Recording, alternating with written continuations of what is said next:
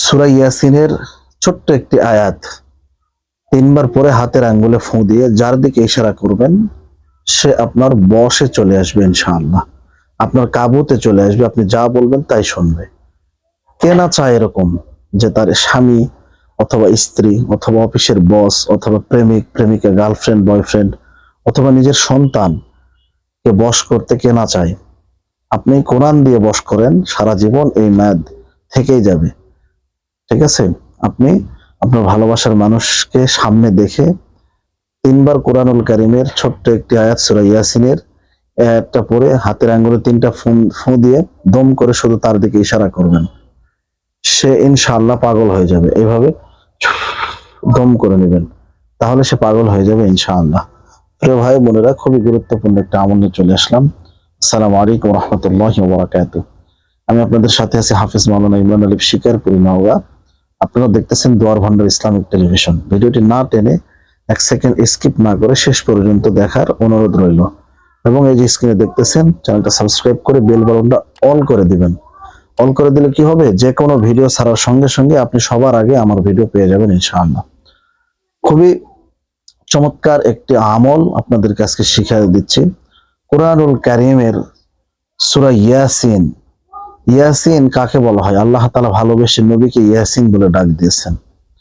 এই ইয়াসিনের একটা আয়াত আছে, এই আয়াতটি পড়ে আপনি শুধু ফু দিবেন তার দিকে ইশারা করে হাতের আঙ্গুলে পড়ে, তাহলে সে এই কাজটি হয়ে যাবে ইনশাআল্লাহ।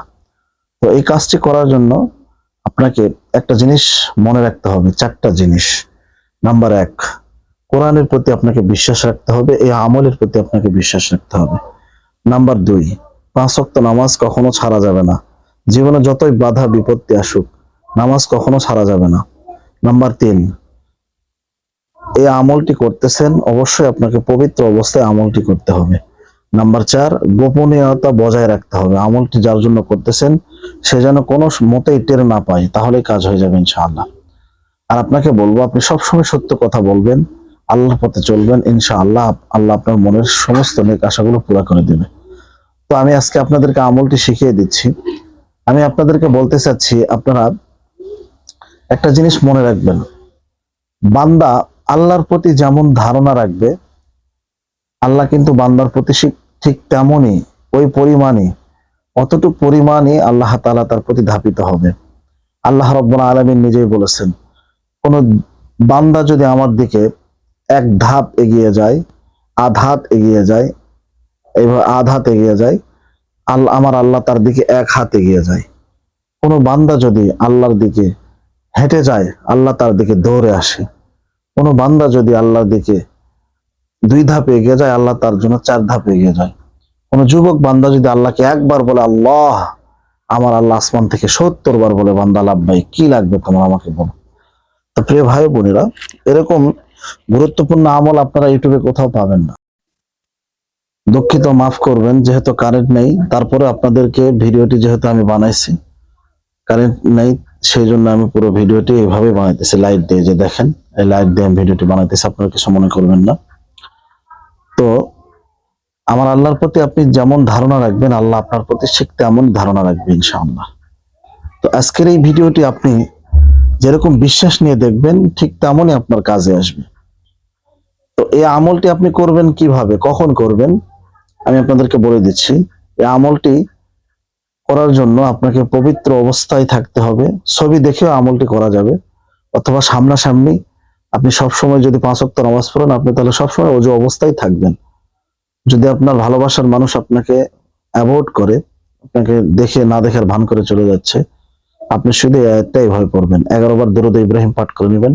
আল্লাহুম্মা সাল্লি আলা মুহাম্মাদিন ওয়া আলা আলি মুহাম্মাদ কামা সাল্লাইতা আলা ইব্রাহিম ওয়া আলা আলি ইব্রাহিম ইন্নাকা হামিদুম মাজিদ। আল্লাহুম্মা বারিক আলা মুহাম্মাদিন ওয়া আলা আলি মুহাম্মাদ কামা বারাকতা আলা ইব্রাহিম ওয়া আলা আলি ইব্রাহিম ইন্নাকা হামিদুম মাজিদ। 11 বার পাঠ করে নেবেন। যদি না পারেন শর্টকাটে সাল্লাল্লাহু তাআলা আলাইহি ওয়াসাল্লাম স্ক্রিনে দেখতে পাচ্ছেন, সাল্লাল্লাহু তাআলা আলাইহি ওয়াসাল্লাম, সাল্লাল্লাহু তাআলা আলাইহি ওয়াসাল্লাম 11 বার পাঠ করে নেওয়ার পরে আপনি হাতের আঙ্গুল, শাহাদাত আঙ্গুল এভাবে ধরবেন। ধরার পরে সূরা ইয়াসিনের প্রথম আয়াত, আউযু বিল্লাহি মিনাশ শাইতানির রাজীম, বিসমিল্লাহির রহমানির রহিম, এভাবে পড়বেন। ইয়াসিন ওয়াল কুরআনিল হাকীম। আবার পড়বেন, পরে ফু দিবেন। ইয়াসিন ওয়াল কুরআনিল হাকীম। আবার পড়বেন, ইয়াসিন ওয়াল কুরআনিল হাকীম। ফু দিয়ে শাহাদাত আঙ্গুলটি তার দিকে এভাবে ইশারা করবেন। এই যে দেখেন, এভাবে ইশারা করবেন, এরকম ভাবে ইশারা করবেন, শাহাদাত আঙ্গুলটি তার দিকে ইশারা করবেন। এই যে করে শুধু হুকুম দিবেন যে আল্লাহ